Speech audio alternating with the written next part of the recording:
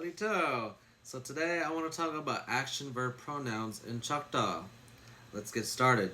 So when I say action verb pronouns, I'm talking about I do something, you do something, he, she, we, it, they do something, stuff like that.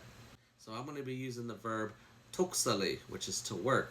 So I work, tuksalili, you work, ish tuksali, he, she, it, and they are all unmarked, and so we don't use a pronoun. So we just say tuksali. We actually uses two pronouns, e and il. Now we use e if the verb starts with a consonant, and we use il if the verb starts with a vowel. So tuksali starts with a consonant, so we say e tuksali. And these are the action verb pronouns. I hope this helps, and I hope you use it. Hachapin salajagi.